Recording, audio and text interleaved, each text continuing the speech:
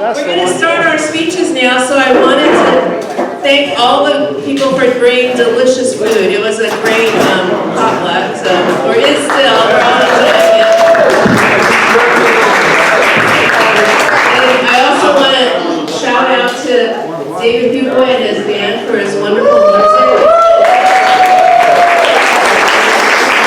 It's made our festivities more festive, and they're going to play a little bit more afterwards. But please, David and band, go enjoy food back there.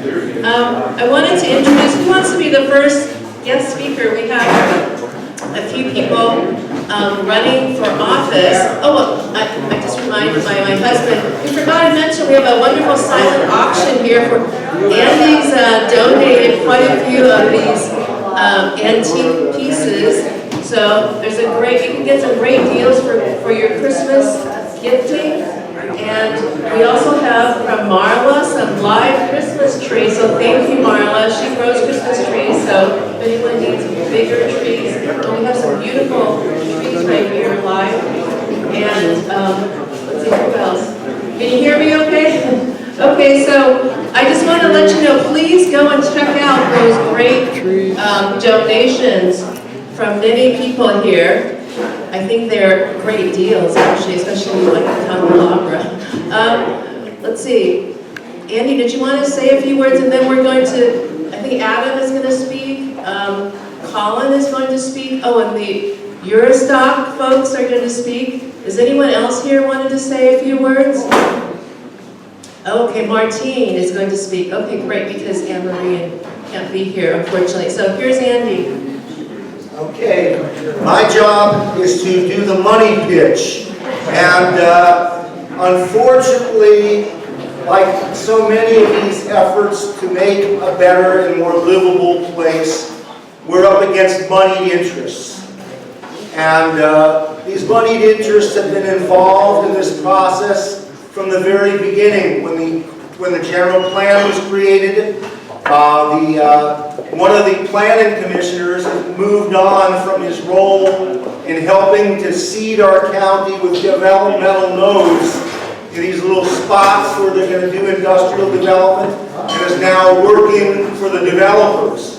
So that tells you that this has been a longer range plan to take San Benito County and make it very much more like South San Jose or like Prunedale. We have a very unique county, and we need to stand up to defend it. And to do that, we're going to need resources. We don't have to have as much resources as they have. We proved back in Measure J in 2014, when we beat the oil industry, that we were outspent 18-1.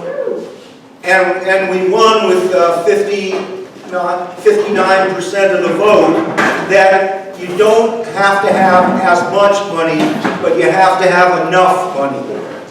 Enough money to have yard signs, enough money to have literature, enough money to get the word out so that people understand that the fight is being waged. And so Mary and I reached into our bank accounts and we donated $1,000 to this campaign. And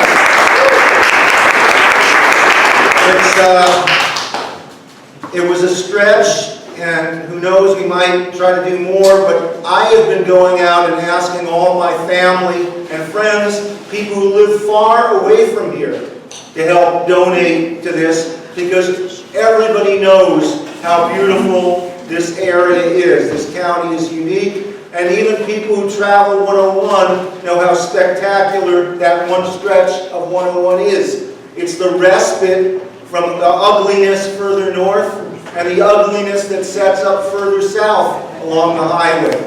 It's a beautiful area surrounded by Oak Hills. It's got the rivers coming down there. It's considered a critical wildlife habitat. And as folks will tell you, it contains 4 sacred Amamutsan sites that, that need to be protected and respected. And we found when we collected the signatures around this county that the people in this county are fed up with just turning the county into sprawl and growth. And so we're asking that everybody stretch a bit reach into their bank accounts, reach out to their friends who visited the area, and get us some of the money. I think our yard signs caught, we've already ordered them, and frankly, we put them on our credit card, so we need to be reimbursed. What was it, how much was the credit? The $4,000, $4,500 for the yard signs. I would appreciate some more donations because I can't afford $4,500 for yard signs. And we have to do at least 3 mailers, we believe, for this campaign. So please do see what you can do, and then ask your friends, family, neighbors what they can do as well. Thank you very much.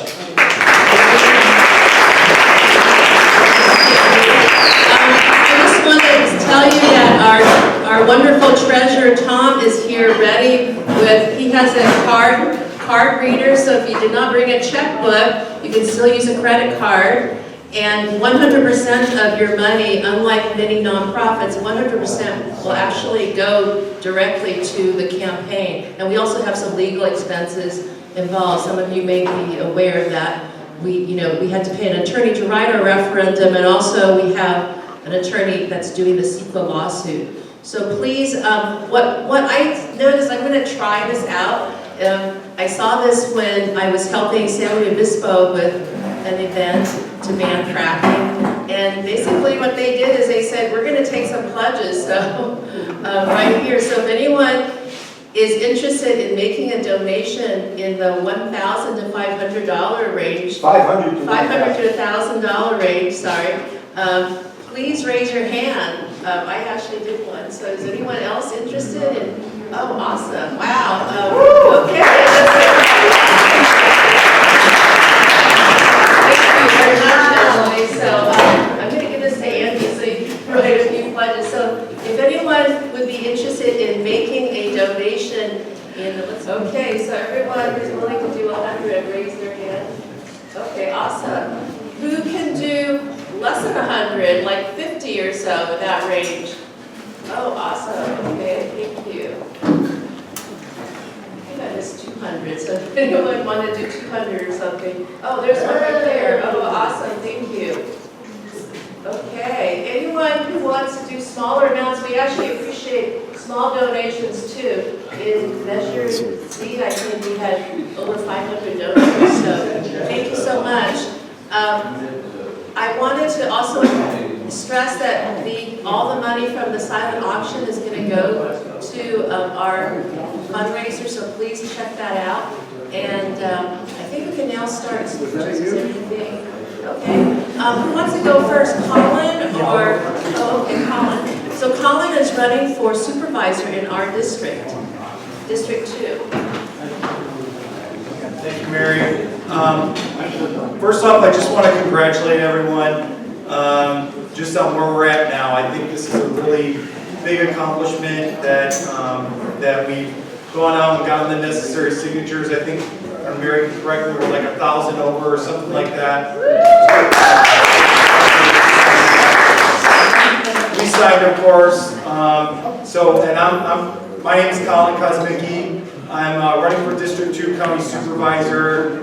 Just want you to know I don't think of myself as a politician type. I never have. But I've spent my career in journalism in the newspaper industry. I started my own business, a media business. And for me, I've always, my entire being as a professional, as a person, has always been about how I can try to serve the community and give back to the community. And so that's why I ran for supervisor. And my number one objective when I decided I was going to do this, was that my number one objective was going to be representation and making sure that local government is there for the people, that local government officials are representing the interests of people. And what I find about the issue with the no's is that there's been an utter failure of representation. There's been an utter failure of listening to the people. And sure they listened. A couple of them came. I've been to the meetings for the pro note side, and a couple supervisors came and listened. But did they actually hear what everyone was saying? The answer is absolutely not. They showed up just so they could say that they listened.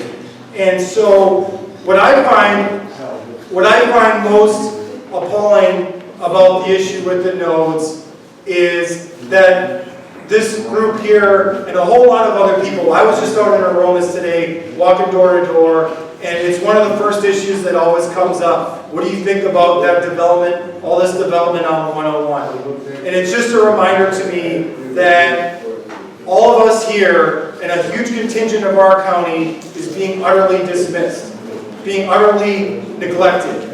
And that's really the opposite of what government representation is supposed to be all about. And so that's really at the heart of why I'm doing this. And it's just such an easy, not only are we in danger of losing the beauty of our county, but we're in danger of losing a fight to what I've continually called the good old boy network of San Benito County. It's the little guy against the good old boy network. It's the typical story. But it's time for the good old boy network to finally lose. It's time for the good old boy network.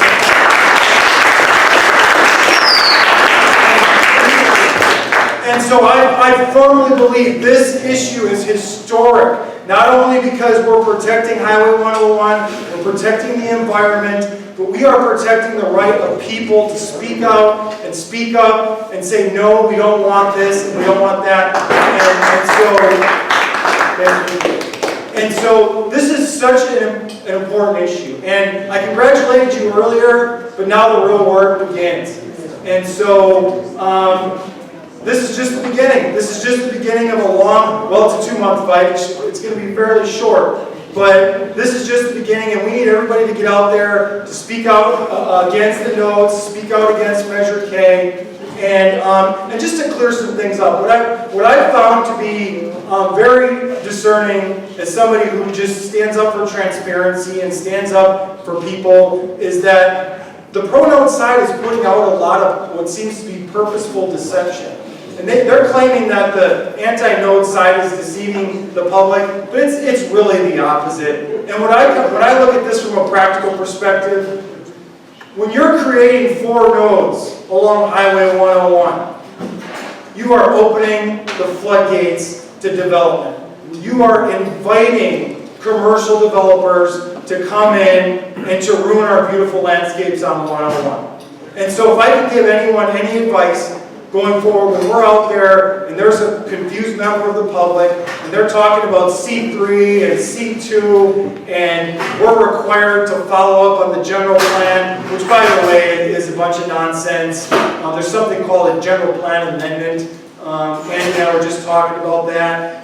It's there for, just like the referendum process is there for a very specific reason so that people can speak out when they've been neglected. The general plan amendment process is there for a reason as well. And we can amend the general plan. We should amend the general plan. So,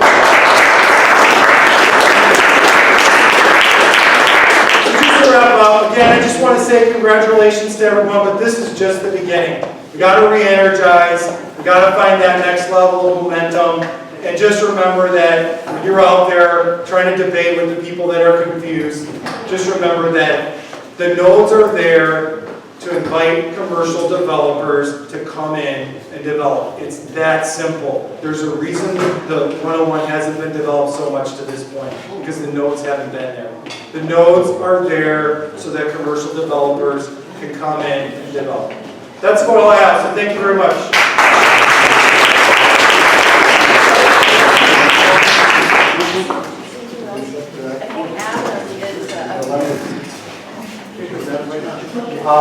I'd just like to introduce a real friend of San Benito County and of the whole region, Adam Bolaños-Scow. Adam reached out to us very early on in the process of Measure J. He was the Director for Food and Water Watch for the state, and he provided tremendous resources and expertise and encouragement, and came down himself to help collect signatures and knock on doors. So he's not just, standing up on high, but actually gets down in the trenches with us He also did the same in our neighboring county, in Monterey County, when we passed Measure Z, which was a huge, the first major oil-producing county in the state that had its, had the oil industry have its feathers clipped. And we're still pushing to make sure we get all we could out of that measure. We're still in the courts. But Adam is now running for Congress. And you go, well, don't we already have a Democrat in Congress right now representing us? Well, yeah. But like we've often said, that's good, but we can do a whole bunch better. And I want to introduce Adam Bolaños-Scow to tell why he's going to be a whole bunch better. Thank you. Adam.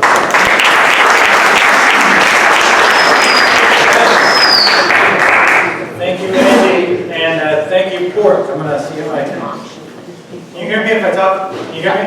All right. So yeah, my name is Adam Bolaños-Scow. I am a resident of beautiful Watsonville, California. We share the Pájaro Aquifer, which we are working to protect by stopping these dumb nodes, 4 strip malls that should not be built, and I know we're going to win this fight because I know of the heart of this organization, the leadership, and I look forward to partnering with you as we head to March 3rd, a very big day in 2020. Just a little bit about me. I'm originally from Fresno, California. My grandfather was a bracero farm worker here on the Central Coast in Watsonville and in the Salinas Valley in the 1940s and 50s. He got sick from pesticides. He moved to Fresno. He had to deal with an Armenian farmer. Brought my mother and the rest of the family from Oaxaca, Mexico in 1959. My mom went on to become a bilingual school teacher. She's in her final year. My dad is from the East Coast. His dad was a scientist. And my dad was a high school science and math teacher. He met my mother, who was a big fan of John Denver, she tells me, outdoor science and education camp. And so I came from a politically, civically engaged family. I went to UC Berkeley, and like every little good political science major, I went to DC afterwards. And they said, oh, you're from the Central Valley originally? We want you to look at foreign policy and water policy. It was not at the top of my mind, but I quickly became pretty enthralled and engrossed, because if you think about the role of government, we all know the role of government is to raise a budget or to spend the money. But equally important is to guard our public trust resources, a concept that comes back from ancient Rome that says certain things are so important to our society that they cannot be privatized. They should not be privatized, and that's exactly what the fight for clean water is all about. And that's what this fight is largely about as well. We have a groundwater crisis in this district, in this county, but in this district. We are overdrafting our groundwater. We have too much fertilizer pollution. I know here in San Juan and in Hollister there are times where you cannot drink the water. We have massive overdraft in the Salinas Valley and in the Pájaro Valley where I live. We have to change our agricultural practices for the better. And I know we can do it. San Benito, I believe, is leading the way. It has the largest percentage of organic agriculture of any county, is my understanding. That's a terrific start. How can we help bring that to more farms? Because we have kids suffering from pesticide spray in Watsonville and the Salinas Valley every day. Kids are suffering from pesticides. So I'm saying it's time to bring our agriculture to the 21st century so agriculture can flourish. If we overpump our groundwater, it's all over, folks. We're going to turn this region into a desert. And so we have to make this change. When it comes to this climate crisis that we're facing, I want to help our society get off of fossil fuels. I think we've got to replace fossil fuels with renewable energy. And when you hear the terms Green New Deal, that's what it means to be a national plan to get off of fossil fuels. Banning fracking is where we're going to start. We need a national ban on fracking and a plan to have local clean microgrids. We need energy independence. PG&E's got it right. With PG&E, we have corporate corrupt utility. Every time they screw up, now PG&E burned my aunt's house down last year in Paradise. You know what happens every time PG&E screws up and they burn people's homes down and they kill people with a gas pipeline? They get a rate hike. They got a $6 billion line of credit. They got more rate hikes this year to fix infrastructure they've neglected for 30 years. And too many Democrats, including my opponent, have been taking their money for year after year after year. We got to get rid of PG&E and we got to put people to work in building local clean microgrids so we don't have to turn the power off every time the wind blows. That's crazy. They shut off our power off for 2 days in Watsonville for a fire that was 300 miles away because we have not yet updated our grid. So I look forward to passing that legislation to bringing that here to our district.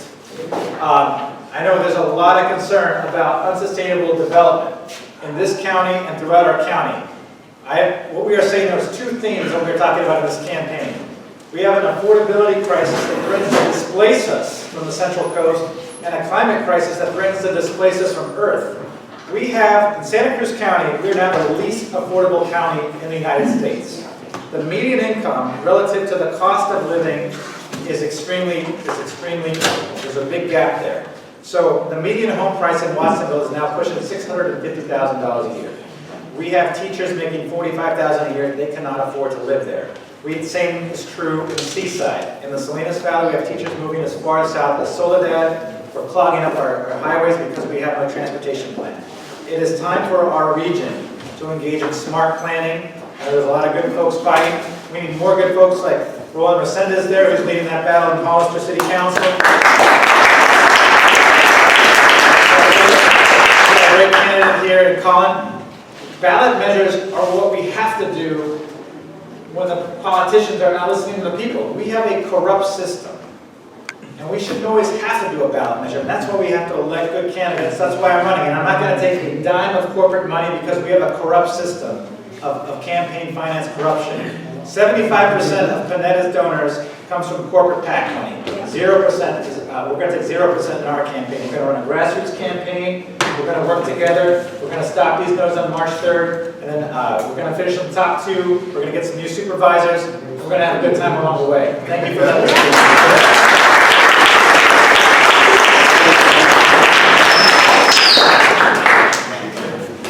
Thank you very much. I wanted to also introduce another candidate for supervisor. So Betsy Elizabeth Dirks is running for District 1. The current, the incumbent is Mark Medina. So this is a northern district that I think, raise your hands, I think there's a number of people from that district. I think there's more of you than that, okay. So anyway, I just wanted to introduce you. Betsy is an educator. She's lived in our community for 18 years, raising a family here. And she's also a volunteer for many nonprofits. I think she'll be a great voice for women and children, or families, I should say. Betsy, you want to come up and say a few words?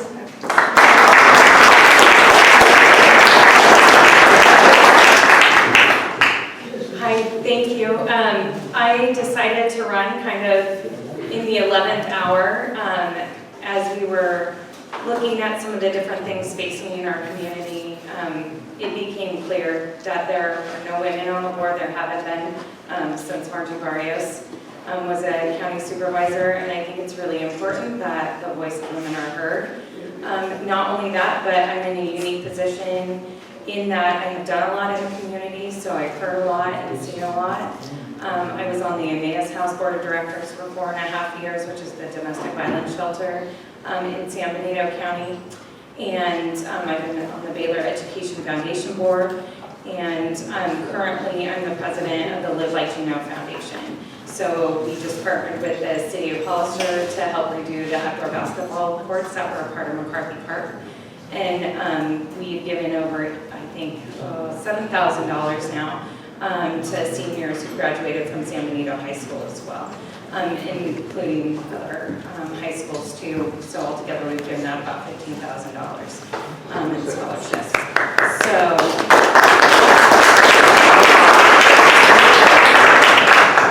But I am concerned because I have a 9-year-old and I have a 12-year-old, and I do want, as my kids are getting older and entering high school, and then looking into where they're going to go to school, I want them to have the opportunity to come back to San Benito County, to a place where, you know, we've enjoyed living. It really is nice to grow up in a rural community, especially being surrounded by rural communities in the Silicon Valley. It's a little bit of a breath of fresh air. And so I want them to be able to have that same opportunity to come back. And while I do believe that we need to have some growth, the way that we have grown is not conducive to a good quality of life. I work on the Central Coast in about 38 schools. And so I'm traveling a lot in and out of the county, and I won't even leave the county anymore, or Hollister, on Fridays, because forget it, I'd have to come back into town by 11 o'clock, otherwise the traffic, I'm sitting in an hour and a half to 2 hours of traffic. And so I'm really concerned about that piece of it as well. So if you want to talk to me a little bit more, if you're in my district, I'd be more than happy to do that. Thank you.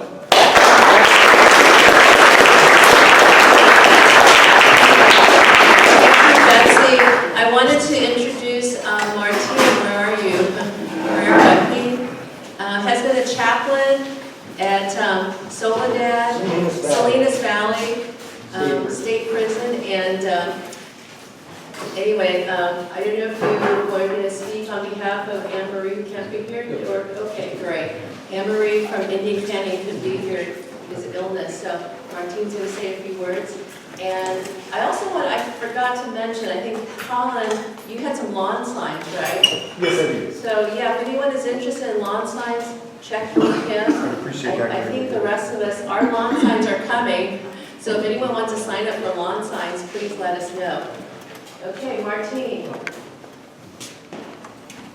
Thank you. Thank you very much for inviting me here and having the good free food. I want to say thank you for all of you that donated Potluck here. Thank you.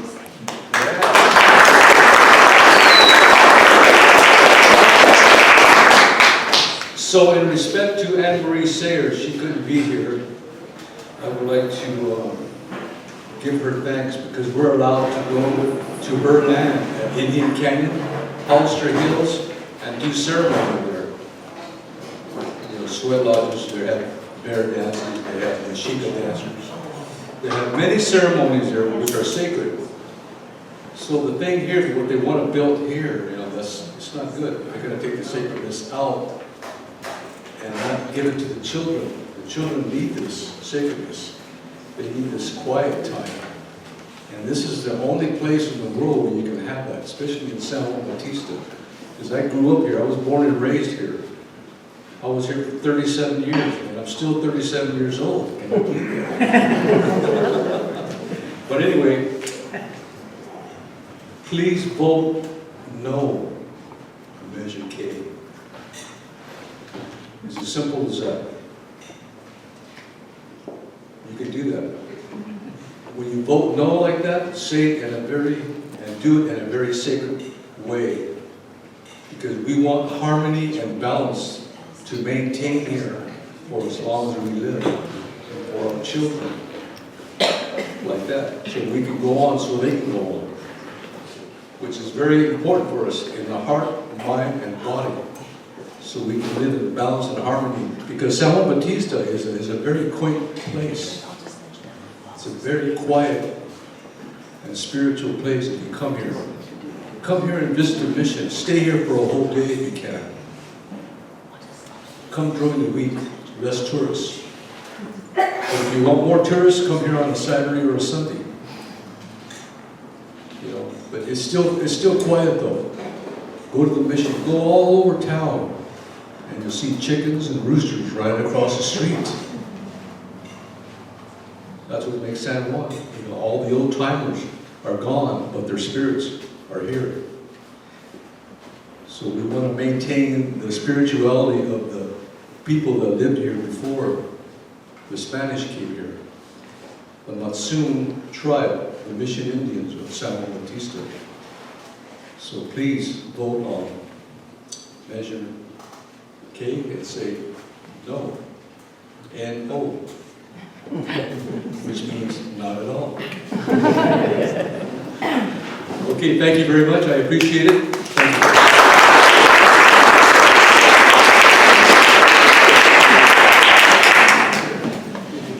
I was just reminded by Adam that he has some signs too, so check them out. I want to introduce, I think these are our last speakers. Anyone else was supposed to speak I don't know about? So Colleen from the Indigenous Solidarity for Eurostock group will be speaking. And also Lou, are you here? So they'll say a few words about Eurostock and the support group. Thank you so much.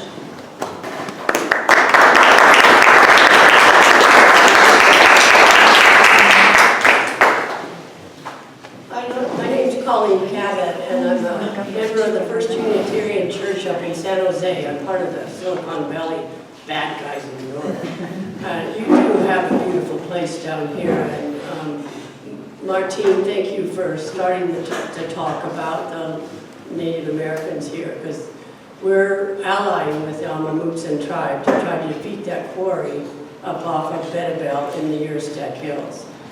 That's their most sacred place, and it makes me cry. If that was Val Lopez would say, if that was a Buddhist temple or a mosque or a Christian church, they wouldn't touch it. But that is a sacred place to live. More than the Amamutsan, many tribes have used that for their sacred ceremonies. And as I think Martine mentioned, there are 4 sacred villages there. The Native Americans lived here for 10,000 years, a long time before all of us. And it's really important that we defeat that quarry. Now, this is down to the Santa Clara County Board of Supervisors. Their planning commission has the proposal before them. And we're working with the Amamutsan and about 30 organizations, from Sierra Club to the California Native Plant Society. There are a lot of people interested in seeing that Eurestack Hills, the Sargent Hills, preserved. So I'll let Lou say a little more. He's got a lot of good information, and we also have a petition. You guys know about petitions. We'd love to have you sign them, and our folks are coming down here to help you all to beat the nodes, because we feel that development will do bad things for Eurestack as well. So we feel like we're allies together, and we really have. It was a great day when we got all your petitions. I came down for the celebration, and good work, hard work.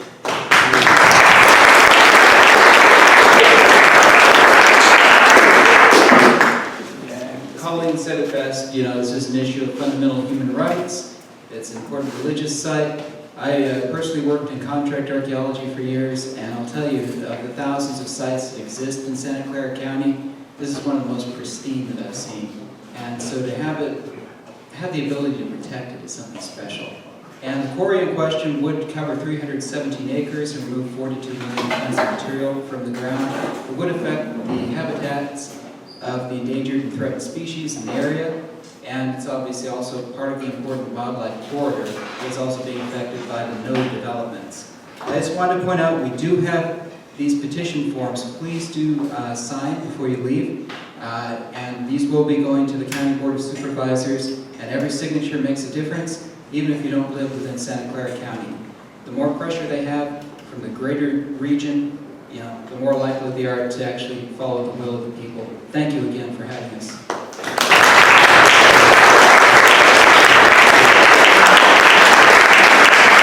Thank you, Lou and Colleen. I wanted to mention that we are building a very powerful coalition with the folks who are supporting Eurestack. And actually, a lot of people don't know this, but Eurestack goes down to San Benito County. It includes the Bedabel node as well as 129, because the indigenous folks didn't just draw lines arbitrarily. Their lines made sense. It was actually the Pajaro River. So as you know, the Pajaro River comes all the way down south, past Santa Clara, into our county. So we have been working with Val Lopez. He's the chair of the Amamutsan Tribal Group. A number of his members came and collected signatures with us. And he can't be here because he lives actually in Gull. And the sad truth is a lot of our indigenous folks cannot afford to live here, so they have to live in the Central Valley where it's cheaper. So it would be nice if they were given land here so they could live the land of their ancestors. I wanted to also acknowledge Sam Farr, who I invited, but unfortunately he can't be here because of family. But he is a supporter of us, so we think that's a great boon to our cause. Sam Farr supported Measure J 5 years ago, but he also was the person who made Pinnacles National Park a park, and it used to be a national monument. So San Benito County is very close to his heart. He really thinks we should pursue more sustainable ways of developing, not these, old-fashioned ideas of just building more hotels, strip malls, and more residents. I think they're doing they're proposing 120 residential units along the Highway 101 corridor, 4 hotels and 4 strip malls. So we think that there are other alternatives, and he really wants to talk to our group about how we can help our county pursue more sustainable economic development through things like ecotourism, agro-tourism, music festival, art festivals. There's a lot of other things we can do. So I just wanted we should give, even though he's not here, a round of applause for former Congressman Sam Farr for having the courage to actually stand up for something that's really important like this.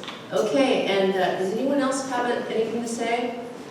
Okay, well, I think we can all relax, enjoy dessert, and I think we'll have some music. And is Bill Hunter around? Because at some point, Bill is going to do some nice folk songs. Bill is our minstrel for Measure J, and wrote several songs. You might remember Raise a Ruckus, so go ahead, Bill. Thank you so much for coming.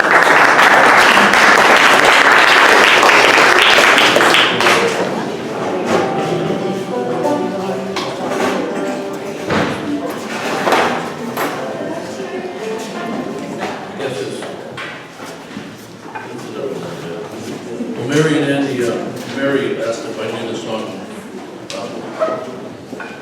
Big Yellow Taxi, and I did. And we'll see if I do now. I think I do, but sometimes you get nervous when you get up there. So this is, those of you, there's a lot of you here that know this song, I think. It's the chorus. Paradise, with a pink hotel, boutique and a swing in the hot spot. Don't it almost seem to go if you don't know you've got to explore. Paradise, whatever.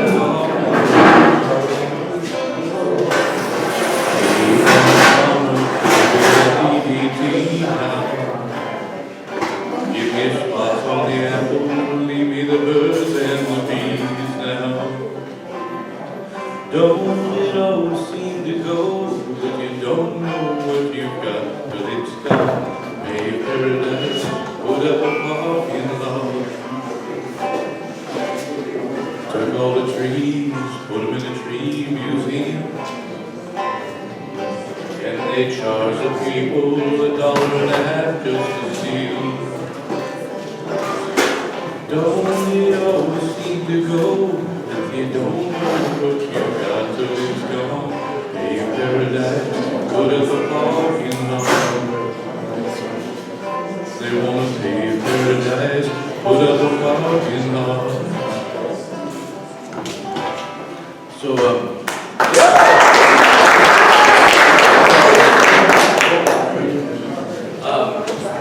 I want to thank Andy and Mary for everything they do. And so this next song is Raise a Ruckus. And I guess they're about as ruckus raising people as I know. But for Measure J and Measure Z, it was encouraging to see that we could actually get something done. And so we'll just see if we can continue with that momentum. I guess I should. I believe there's more lyrics coming to this song, not yet. If we don't all raise a ruckus, just who is going to stand up for our rights and tell these oil-drilling firms to just keep their fracking pants on, spinning out day and down without a fight? But I'm sure in Texas their plans look so good on paper. All that oil, all their greed, but sitting here right on the San Andreas, that stable fault lines were the last thing that we need. So if we don't all raise a ruckus, just who is going to stand up for our rights? These oil-drilling frackers and make a lot of money, gambling with our quality of life. Now how could this be a plan for our future? Had they learned that one thing from our past? If this planet's to be saved, they've got to find a better way and stop burning all this oil and all this gas.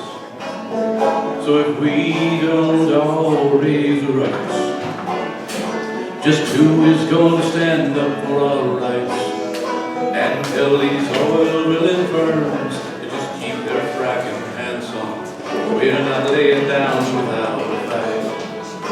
These greedy oil drilling firms to just keep their fracking pants on. We're not laying down without a fight.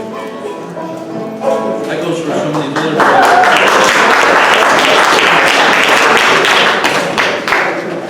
I'd like to do one more. And this is my hope.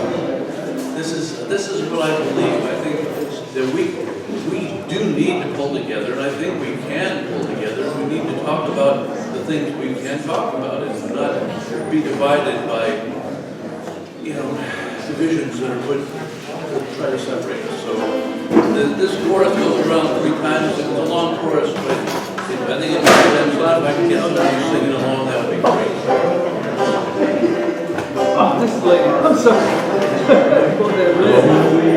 We are like raindrops falling from the sky.